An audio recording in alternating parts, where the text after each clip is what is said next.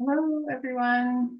Sorry, we're getting just a couple minute late start. There was a little technical difficulty on my end. It turns out I'd created two Zoom meetings without realizing it. And I was waiting in the wrong one and thinking, how come nobody's here? Something must be wrong. So we'll go ahead and get started in just a second. Looks like people are still logging in. Give it just 1 minute. Thanks, Athena. I was just getting ready to kick off a couple emails to folks and say, Thank you. Yeah, and do I I have did not even realize that I had two No, invites. sounds good. So, and I just resent it out too. So hopefully everybody gets to the right place here. And Athena, this is Natalie. I also don't have like my recurring link. Like I had to go hunting through emails. So I don't know, do I need to re-register? But I had a struggle this morning. Yeah, no, there's no registration required this year. I've sent the calendar invite out a few times over the listserv, but I'm happy to send it again directly. If you need it, will you email me? That would probably be the best way to. Okay. And I probably didn't add it to my calendar because I'm so used to it just automatically being added. So that's probably my bad. Thanks. No, that's all right. It's new, it's a new system, so I understand there may be some kinks.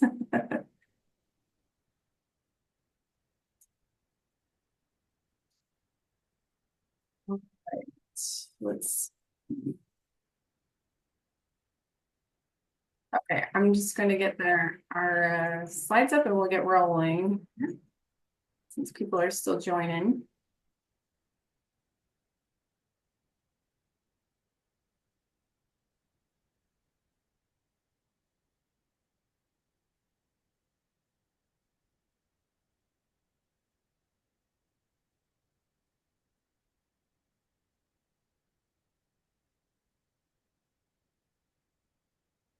Okay, there we go. That looks better, right? This is how we normally start. Welcome everybody out to our 2025 Utah Children's Care Coordination Network monthly meeting. We have had a few changes that have happened since the start of the year, so I apologize for some of the delay this morning. Some reminders, if you are able to join us on camera, we would love to see your face. It's a way for us to connect in this virtual environment. Also, if you are not receiving the meeting invites or they're not on your calendar, go ahead and email me. I'm happy to shoot over the meeting invite again. Specifically, sometimes I know it's not coming through on.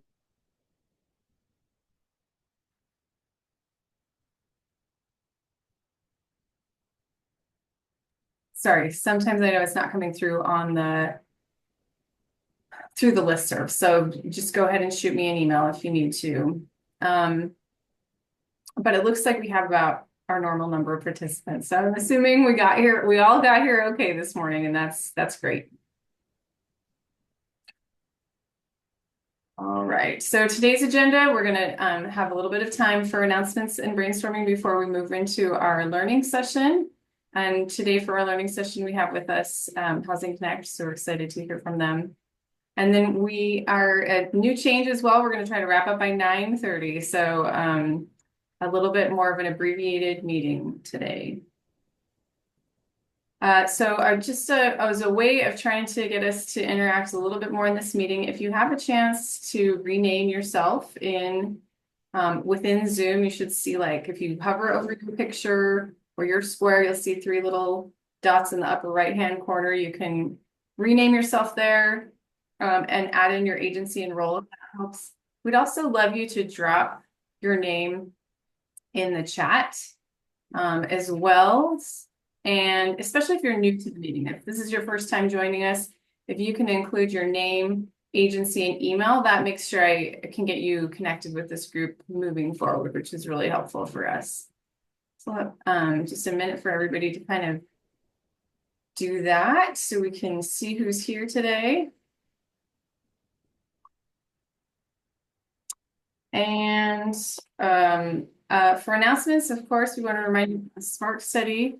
It's an opportunity to enroll patients in this study that can be, will study the genetic markers of autism, and it works with the entire family. There's a lot of resources available for those that enroll, so we encourage you to have your patients take part in that if they're able to.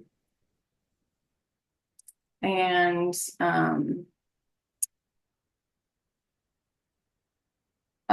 we also have a couple of other announcements related to our 2025 series. So previously we were doing a meeting evaluation at the end of each of these learning sessions.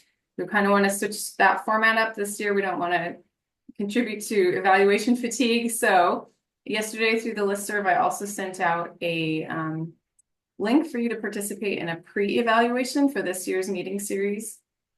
You can take a few minutes to do that. This QR code will also get you there today. So if you want to hold up your phone to it, I can drop the link in the chat as well for you to go right to the survey here in just a second as well.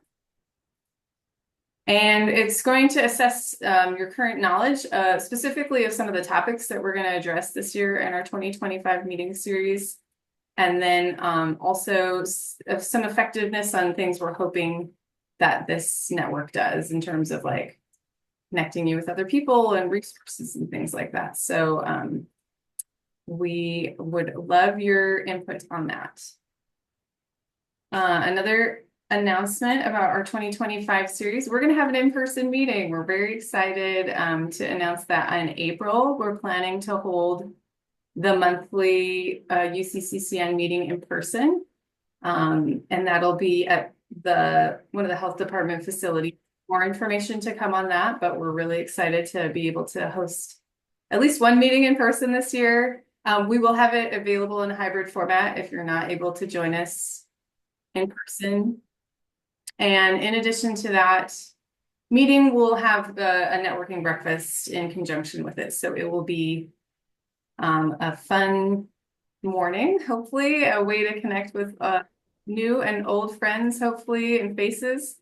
And more information coming about that. But again, save the date for that. We're pretty excited for that. And this is our opportunity to do a brainstorming today. Again, we're running on a little bit of abbreviated schedule, so we won't have quite as much time. But if anybody has an item they would like to bring up for brainstorming today, this is a great time to do it.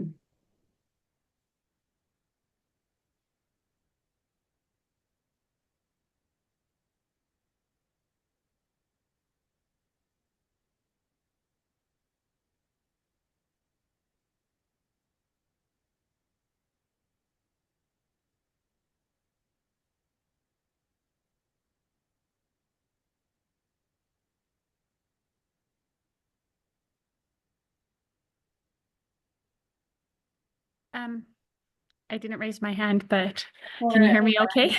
Yeah, thanks. So this is a family I think I've brought to this table before for brainstorming. My little guy will be turning 6 in February. He has been attending a self-contained school for preschool services. Last year, about March, they had an IEP meeting, which I was invited to.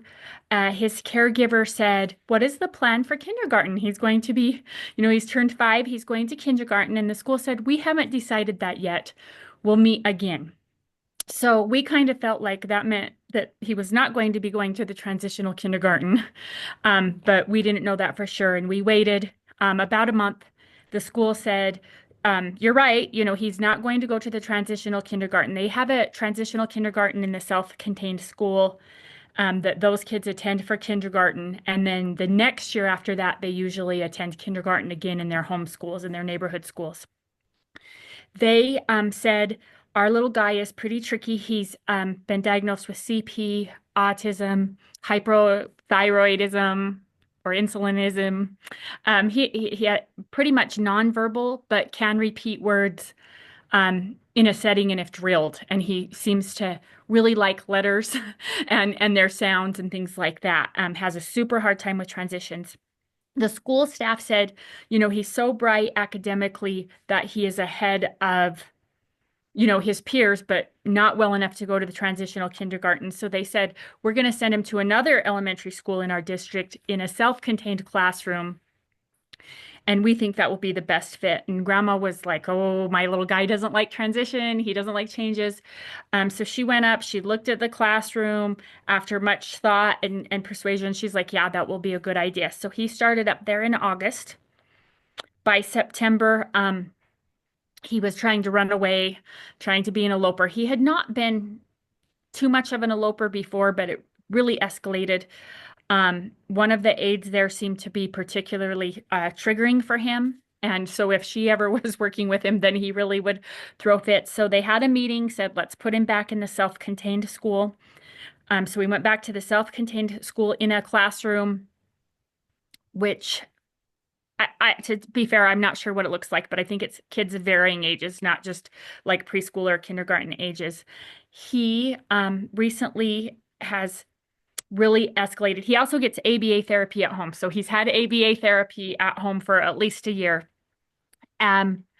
He attacked one of his teachers coming back from OT.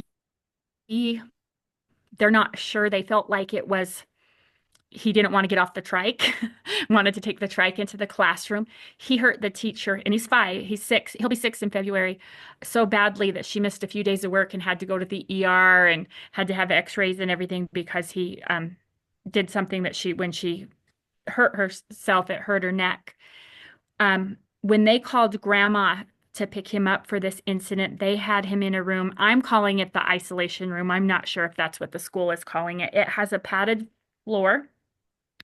They're in the process of padding the walls now because of him, because he banged his head so hard that he also knocked out a tooth. The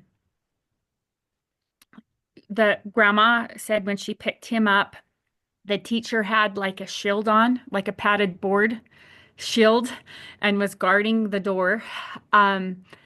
He's had one other sort of significant incident like that since. They're in the process, the school's in the process of doing a FUBA. We've contacted the Utah Parent Center. The school, we're having a meeting tomorrow.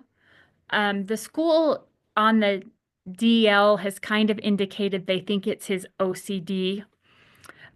His primary care doctor here in Price is a pediatrician.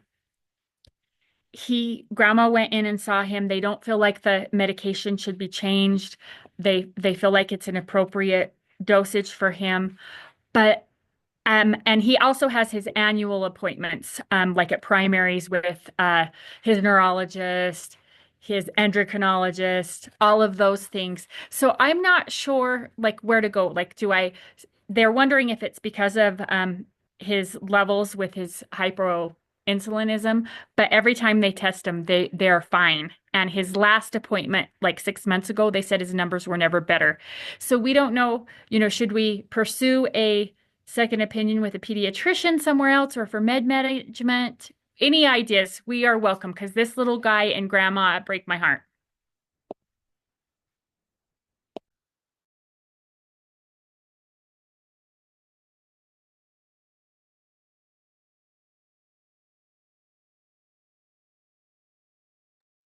That sounds like a really difficult case, Gwen. Does anybody have any input or advice for Gwen or any resources we can direct her towards? Oh, now it's on. Now this one. Yep. Liz, did you have something? Oh, I'm sorry. I'm so sorry. I was just trying to, my Okay. audio wasn't working. I got it going. Sorry. That's fine.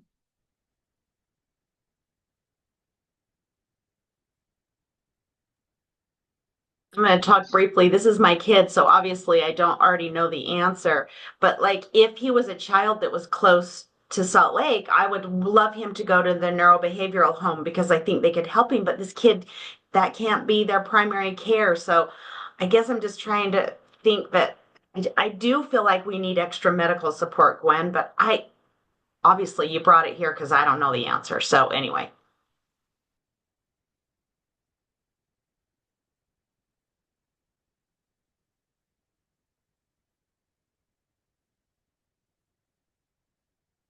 We've already done Deb Builder. Is that right, Gwen? We did a while ago. I'll have to check and see how long ago that was, and maybe we need to reconnect. That actually might be a good place to start again. So when you say Deb Builder, are we talking our like the evaluation, online evaluation you do, and she provides feedback? Yes. Okay.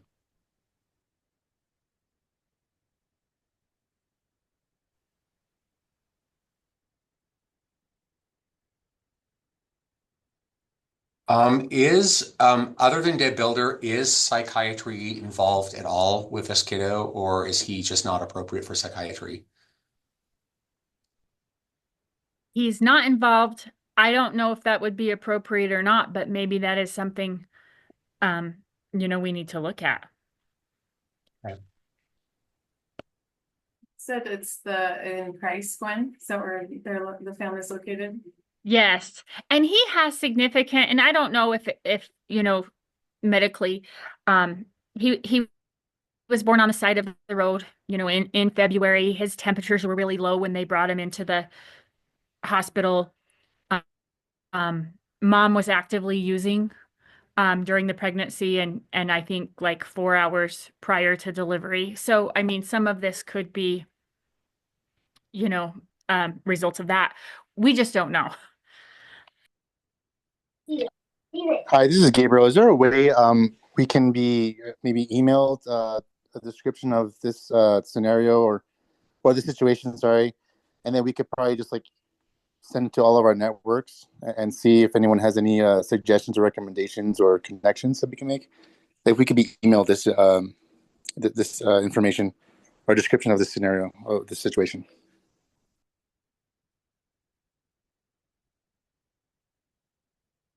I will send it out on the listserv after this meeting and include it in the meeting notes if that's helpful. And then you can reply directly to the listserv if you want, if you have any, or you forward from there. If that's helpful. Gwen, would you mind typing it up, just like a little synopsis, and I'll get that sent out? Yes, and I'm going to ask Natalie to help me because she'll make sure that the medical stuff is accurate because that is not my forte. Great. But we will work on it together. Okay. It's a great case. Thank you, Gwen, for bringing that to the table, and we'll try to hopefully get you some resources, even if it's not during this meeting time. We're going to move on to our learning session today, which our topic is on housing services. Our presenter is Samantha Brand. She's the supportive housing coordinator at Housing Connect. And she brings over a decade of experience in social services, focusing on individuals experiencing homelessness, at-risk youth, and people with disabilities. We are in this role, in her current role, she oversees housing programs that assist individuals engaged in behavioral health treatment, refugees, people living with HIV/AIDS, and chronically homeless populations. Before joining Housing Connect, she worked with veterans experiencing homelessness at the Road Home, and she has extensive experience and includes leadership roles with the Division of Services for People with Disabilities and Residential Treatment Programs, where she served as the Director for Staff and Client Relations and the Group Home Manager. She holds a bachelor's in science from sociology from the University of Utah and is pursuing a master's in public administration also at the U. So her undergrad was at Utah State and pursuing her master's at the University of Utah. So we're excited to have her. I'm going to go ahead and turn the time over to her to get her slides up. All right. Good morning. Thank you so much, Athena. I am just going to pull these up really quick. Let's see. Let me share my screen first. You would think after COVID we would all have this down by now, but okay. So like Athena just said, I'm with Housing Connect. Let's see. Screen, here we go. I am currently serving as the supportive housing coordinator. Right now, I supervise several different funding sources that help individuals who aren't participating in the HCV um, housing program, which most of you may know as Section 8, the Housing Choice Voucher Program. So a little bit about our agency first. We are a housing authority located here in Salt Lake City. Um, our mission is to really just connect with people and help people um, have stable housing. Um, so I have been with our agency for almost 3 years now. Um, Serving in this role, and it's been a great opportunity being able to meet with so many partners in the community. Um, but as I kind of talk about some of the housing programs that we have available, feel free to stop me if you have any questions. I may not be able to see you, but I'm certainly happy to answer any questions that you may have. Um, so. Right now, these are some of the programs that you may have heard that we have.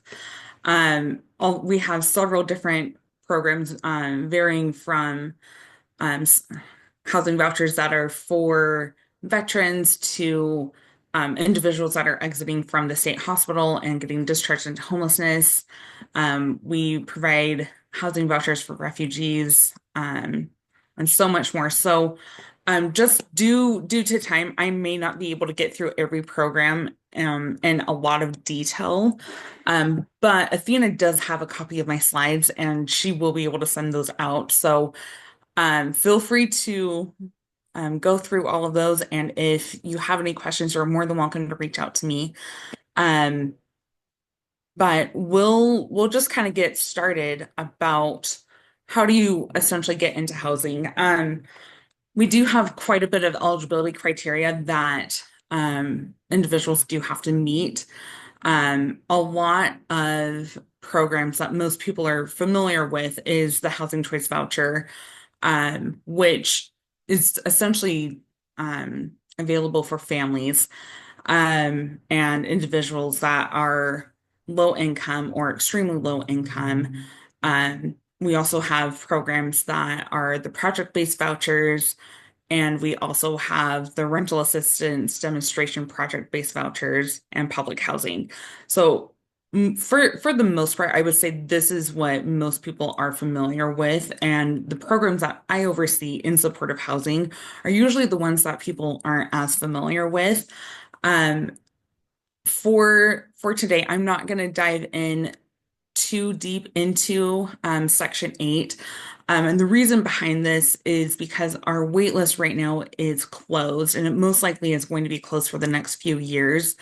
We have about 10,000 people on our wait list right now, and it it just takes a lot of time for us to get people housed in this voucher program. So I'm not going to be speaking too in depth into HCB. Um, but majority of our programs have the same eligibility criteria. Um, a lot of them we do require that everyone meets income limits, that they are a citizen of the United States, or that they qualify under specific categories of non-citizens with eligible immigration status. And we also require, due to HUD regulations, that anyone evicted from public housing related to drug activity um, within the last 3 years, they are ineligible to qualify for our programs. Another disqualification is anyone who is a lifetime sex offender, and anyone who is manufacturing drug paraphernalia as well. So those are the big three reasons why people usually get disqualified from applying to any of these programs. But when after someone applies, there is quite a eligibility process. These are the forms that people have to fill out and apply. Um, Essentially, what we are looking for is the verification that someone meets the income limits and that they can prove that their citizen status as well. Um, we also do require vital documents that I know that can be a barrier for some of the families that we work with and some clients, because tracking down birth certificates or social security cards can be a little tricky. However, because of how we're funded and our contracts that we have, we do require them for all of our programs. Housing Connect, we own several properties throughout Salt Lake County. These properties are primarily our project-based voucher properties. So you may have heard of some of them. Currently, we own about 39 properties. You may have heard of East 72, or the Kelly Benson property, or Bud Bailey Apartments. There's several out there. Um, so those are some of our public housing. And now, so to get into the programs that we have, the biggest program that we have at our agency is the Housing Choice Voucher Program. This is probably, like I said earlier, this is probably the program that most people think of when we're talking about affordable housing. This program is federally funded through HUD, and it targets families that are low income, the elderly, and adults with disabilities, and anyone who may qualify for the program. Currently, we're serving a little over 3,600 people, almost 3,700 people on this program here in Salt Lake County. This program, like all of our other I should say majority of our programs, do require that tenants pay a portion of their gross annual income. For this specific program, clients are required to pay 30% of their gross annual income. And that's to help people get used to paying rent and reaching goals towards self-sufficiency. Because at the end of the day, our end of goal is for families and individuals to not rely on government subsidies so that they can just be self-sufficient. Another leg, more or less, I should say, of this program is the Family Unification Program. I am not super familiar with this program because I don't supervise it. But this program is more geared towards it's in partnership with the public child welfare agencies, with FUP, which is all through DWS. And this is essentially for families who lack adequate housing, out of placement for a family's children, out of home care, or we're kind of in a delay of needing the discharge of children from out of home care. So this can also be a permanent voucher for youth that are aging out of foster care. If they are between 18 to 24, they do have to meet that requirement. But this can also be a temporary voucher. Again, this is just one leg of the HCV voucher. HCV is divided into several different legs, and it's not just all inclusive just for this previous one that I was just talking about. The next leg of the Housing Choice Voucher is this specialty program, which is through which is geared specifically towards non-elderly persons with disabilities that are at least 16 years old but are not 62. Typically, we see a lot of applicants coming from disability services that will apply for this leg of the Housing Choice Voucher. And they are required to meet all of these requirements and guidelines as outlined by HUD. Again, it operates very similar to the Section 8 voucher, where it is a long-term voucher. It isn't something that will just disappear. The only reason that someone would lose their voucher is if they get evicted within that first year of living out a property when they have their new voucher, or if they no longer meet the income eligibility requirements. Um, and then I believe this is the last leg of the housing choice voucher. And this is the foster youth to independence voucher. This is critical just for our youth that are experiencing homelessness. We focus on individuals who are 18 to 24 who left foster care and they're transitioning out of it, and they're experiencing homelessness or they're at risk of homelessness. This is a temporary voucher. It is only 36 months long, and participants have to be referred. Typically, we get referrals from DCFS or from a foster care agency. We do have an option to extend an additional 24 months if certain requirements are met. And right now we have, there's a total of 52 vouchers available in this program. Okay, and then we also have project-based vouchers. These are vouchers that are tied to the unit and don't follow our tenants. Project-based vouchers are properties that you may have heard of, such as Kelly Benson, Bud Bailey Apartments, um, E72. So these vouchers are essentially they're um, a program where any individual who meets the same eligibility requirements for the housing choice voucher program, they can live in these units for an unlimited amount of time as long as they remain eligible. Um, and the voucher just stays with the unit. So if a tenant ever chooses to leave, they won't be able to bring their voucher with them because of how it's funded. Um, so you may know of other sites and other properties that are a part of this program. It is a very large program. But that's just a very bare bones overview of the program. So there's also these are just some of our other programs that are project based, Academy Park, Central City. Um, does anyone have any questions before we dive into the next section and start talking about veterans? Oh, thanks, Samantha. This is Jade.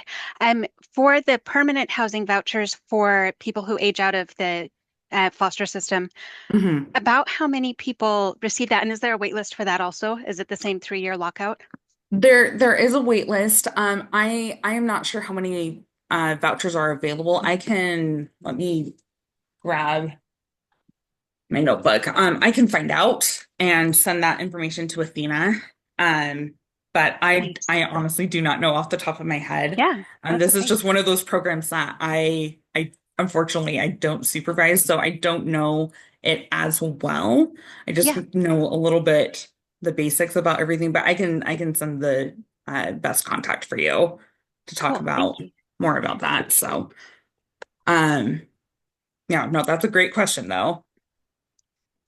Let me just write that down. Nice. Okay. Are there any other questions? No? Okay, great. All right, so um, now we're gonna talk about some other specialty programs. These programs are are probably some that you may have heard of. Some there may be that are new to you, but if you do have questions, like I said, feel free to stop me. I'm gonna minimize this again. Um, all right, so we have VASH is one of is it's probably one of my favorite programs. I my family has a lot of veterans in it, so military assistance is always something I'm very supportive of. But this particular housing program, it operates like Section 8, but it's specifically geared towards veterans. Um, Referrals do have to come through the VA in order for someone to qualify. And we also do have to verify their military status. Eligible veterans do have to be um, honorably discharged to receive this housing assistance. And we also have to verify that someone meets the income limits and that they are not a lifetime sex offender. Um, then we do have public housing. We kind of touched on this a little bit. Public housing is primarily for eligible low-income families, the elderly, and persons with disabilities. Primarily, we have about 184 units of public housing. Some of our properties that we have are the Valley Fair Village, Union Plaza, Harmony Park, and Erin Meadows. Participants do contribute a portion of their income towards rent, which is also under that 30% for this program. And now we have the supportive housing program. So these are the programs that I supervise. I supervise most of them. COC is one of the programs I do not. The other coordinator, Danielle Castillo, some of you may know her. She oversees this voucher program. Currently, Continuum of Care, it is a federally funded program, which is administered through Housing Connect. This is a permanent voucher, which is tenant-based, and also can be a project-based voucher depending on the placement of where an individual may be going. Participants do have to be referred through coordinated entry, and they do have to meet the conditions of having a disabling condition and meet the chronically homeless status.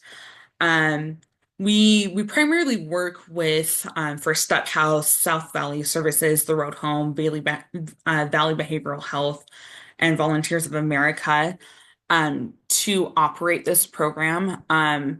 We can accept other referrals through other agencies, but I think there's someone talking. Is there a question? No. Okay. But we do accept other referrals through other agencies, but you do have to go through coordinated entry to be able to refer someone into this program. The next program that we have in supportive housing is the HART program. This program stands for the Homeless Assistance Rental Program. This is a short-term voucher program that is tenant-based, which means that they can take the voucher anywhere that they can qualify to live. And the idea behind this program is for someone to reach self-sufficiency. So the program is built on the rapid rehousing model, which is but it extends it a little bit more than rapid rehousing. This program goes from a minimum of 9 months and can be extended on a case-by-case basis up to 24 months. Participants do have to be referred, and partnerships that are approved through Salt Lake County are to refer into this program is First Step House, Odyssey House, Optum, the Salt Lake County Division of Youth Services, Valley Behavioral Health, and Volunteers of America. Unfortunately, right now, Salt Lake County is not allowing other providers to refer into this program right now. And that's primarily just because of budget constraints.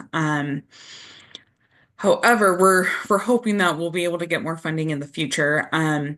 But for the purpose of this program, participants do have to be actively engaged in case management and working towards self-sufficiency or other permanent housing to stay eligible throughout the duration of the program.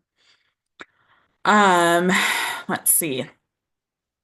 Another program that we have in supportive housing is the HOPWA program. This program is the housing opportunities for people with AIDS. We work really closely with the U and the Utah AIDS Foundation to house individuals who have HIV or AIDS. This program mirrors the Housing Choice Voucher program. Essentially, it's Section 8 for individuals who have HIV or AIDS. Um, they they do have to meet all of the same eligibility requirements and do have to pay a portion of their rent, which is that same 30%. Um, and they do have to be referred by either the Utah AIDS Foundation or the Youth Infectious Disease Clinic. Um, another program that we have several programs in supportive housing. So, um, another program that we have is the NFP program. This is the Nurse Family Partnership. This provides housing assistance for first-time mothers with a child under the age of 2. This is also a temporary voucher that is intended for these mothers to work towards self-sufficiency up to 24 months. The requirement outside of the income limit and the lifetime sex offender registry requirement is that participants must be referred through Salt Lake County's health department's family health division. Um, we do have limited vouchers for this program. Right now we have a very, very limited amount of vouchers. But this is a program that you could potentially utilize if you do have any clients that are connected to the family's health division. The next program that we have is the boarding homes. This program, a lot of people know this program as the boarding home. Some know this program as the state hospital diversion program.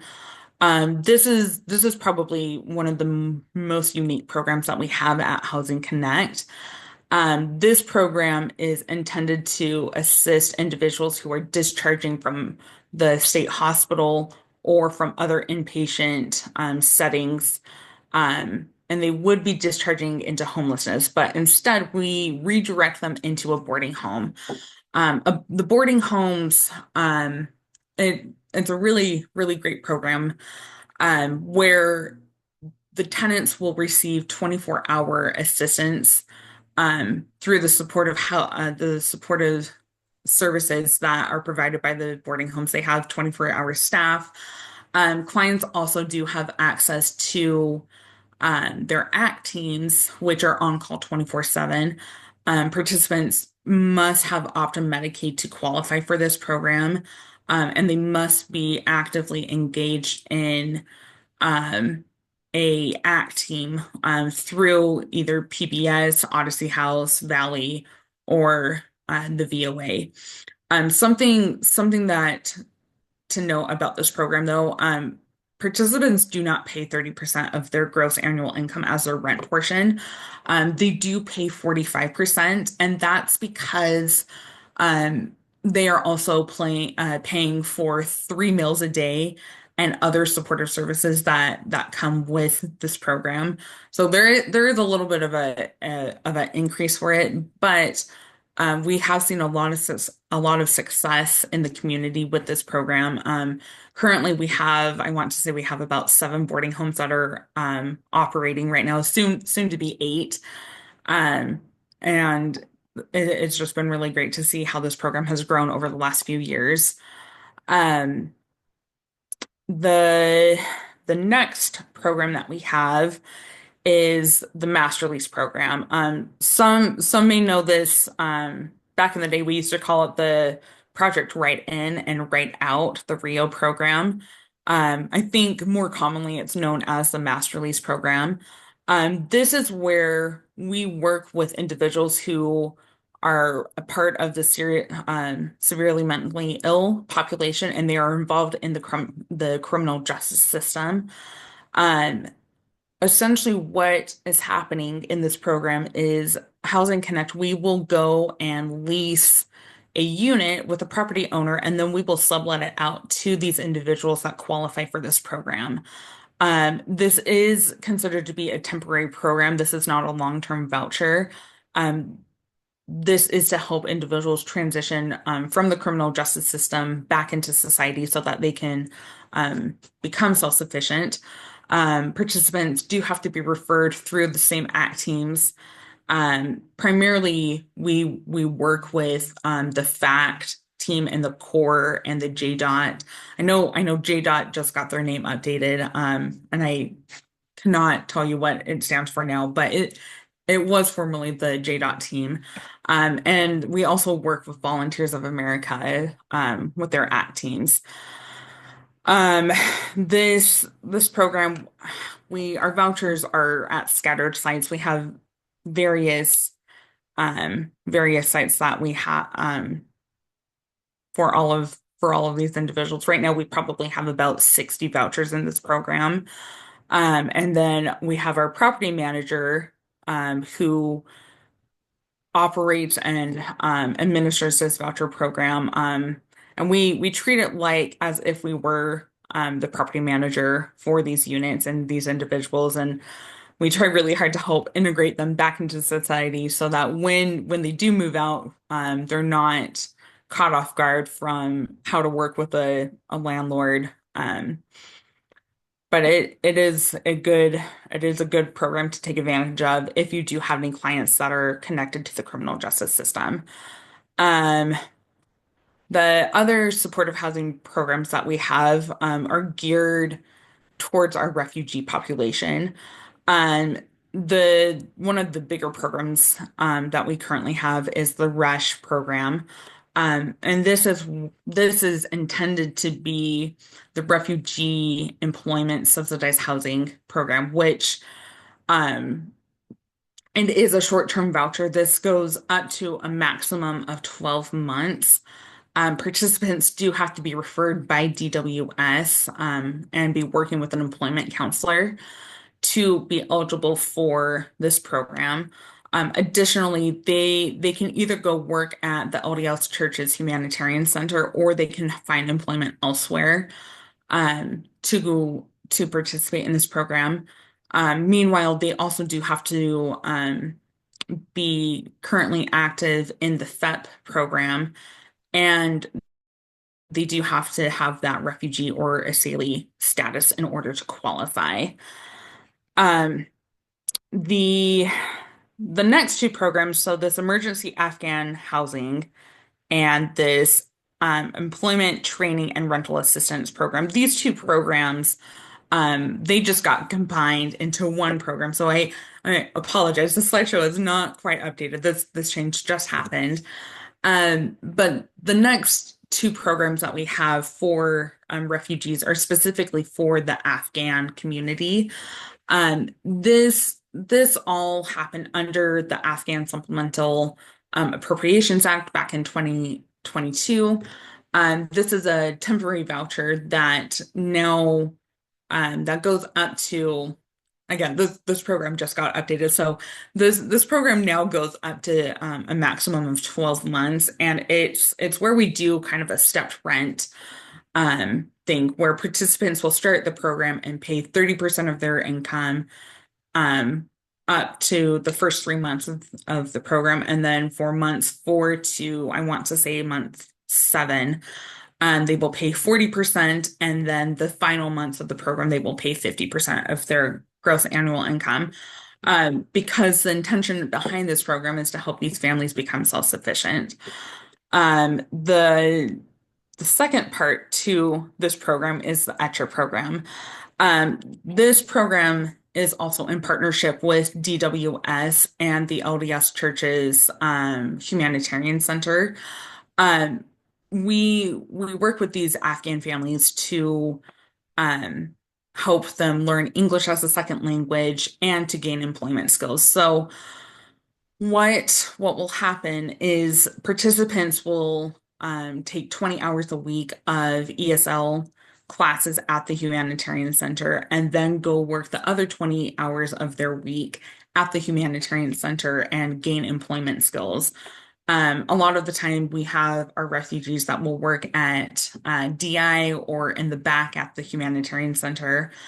One of the bigger qualifications for this program that I forgot to mention is that the entire household does have to be under the 60% area mean income. in addition to qualify for this program with the other eligibility requirements that we talked at the beginning of the presentation. Um, I know I did skip through quite a few programs at the beginning with HCV just because of time. But does anybody have any questions for me? Hi, Samantha. Sorry, my video's like having issues, but I No, wanted, you're fine. oh, sorry. So I wanted to ask you about this RESH and FEP program. This is for these families that have completed time with their resettlement agencies. Is that correct? Yes, so the resettlement agencies that we primarily work, I think it's only the three that are in Salt Lake County, IRC, CCS, and AAU. They are required to be case managed by the resettlement agencies and working Hmm. with the employment counselors at DWS. Okay. And then, but when they time out, they can still apply for these programs. They can apply for other programs, yes. But if they're timed out from the case management Mhm. component, then they would not meet the eligibility requirements. Oh, oh, I see. Okay, but you also said asylees. So Yeah, these families. some families that are um I guess the politically correct way of putting it is someone who is above board and here legally. We or they're an eligible non-citizen. Um, that is the big requirement that they have to have with their immigration status. They can't be undocumented to qualify for these programs. Okay, that's good to know because we do have some families that come in that are asylees that are not taken up by resettlement agencies, but Yeah. so we can refer them over. That's good to know. Thank you. Yeah, if they're an eligible non-citizen, they still do have to work with the resettlement agency. So if they don't meet that requirement, then they are not going to be eligible for the program. Hmm, I And see. the Okay, referral does have to come through DWS with the employment counselor. okay, okay, good to know. Thank you. You're welcome.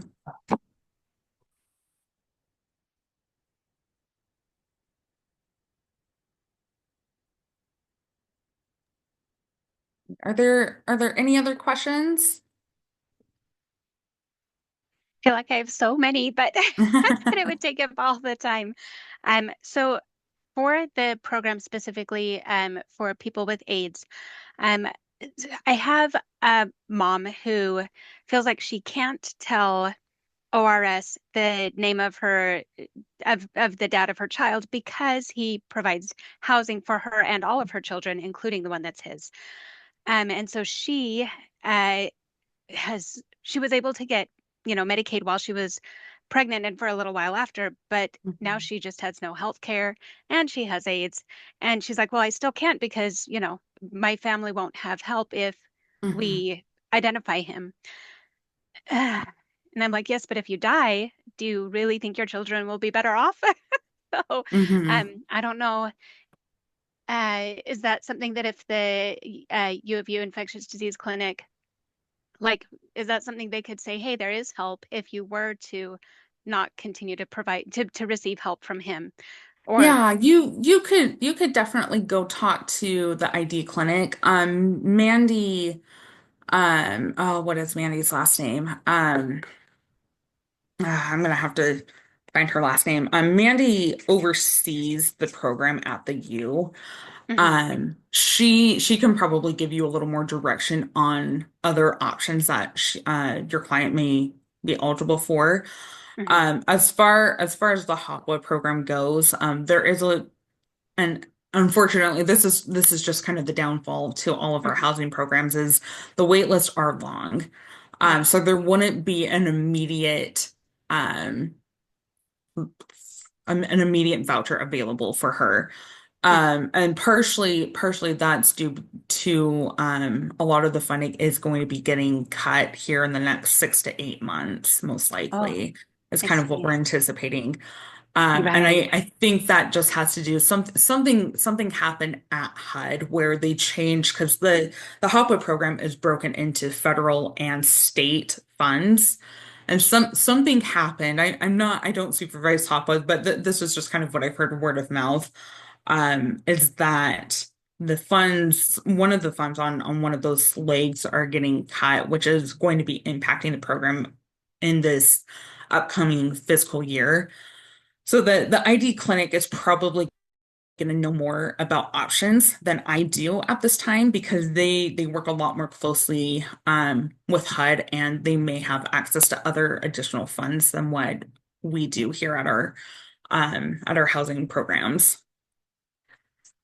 So Okay. I would definitely reach out to Mandy and her team and see Yeah. if she can give you any direction on what steps to take. Thank you. That is great. Yeah.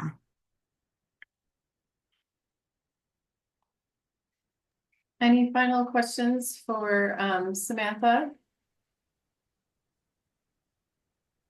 I have one last one then. Yeah. If there is a mom who has applied and has been told that she would be a very good candidate for a trafficked visa, but she hasn't received it yet. Um, anyway, we're hoping that within the next month it should be because it's been like a year that she's Mhm. waiting. Um, once that goes through, I'm sure that the person who trafficked her won't continue to keep her in his home. Um, what like can I could they be referred? I'm trying to remember which one specifically it was, but could I connect her with Housing Connect? You're always welcome to send people over to us. I think, you can also go to our website, and go to affordablehousing.com and apply your clients for any open wait lists that we have right now. Mhm. You can also apply your clients for low income tax credit properties. Those properties don't require a voucher to live there. They're just geared for low income individuals or families. So I would recommend starting there. Mm. Um, but you can also send people over to our office and we'll give them the same information. But I would definitely start on our website and see what waitlists are open to see what Great. she would qualify for. Yeah, thank you. Yeah. And I know we're kind of short on time, but if you do have more questions, I did put my information in the chat and I can send that out again. But you're more than welcome to reach out to me, email or call me. I'm probably easier to get a hold of over email. But I am always happy to schedule time to talk through questions or try to give some guidance on some solutions with any of the housing programs. But don't hesitate to reach out to me. I'm always happy to answer questions or to help in any way that I can. Thank you so much, Samantha, for joining us today. We'll be sure and get the notes, your slides, and then the meeting recording out to everybody as well. Just want to remind everybody our next meeting is going to be on Wednesday, February 19th, and our speaker that day will be Dr. Jackie Chan from the Weight Management Clinic. So we're excited to hear from her. Thank you, everybody. Have a good day. Thank you for having me. Thank you. Have a good day. Samantha, thank you so very much. Terrific information.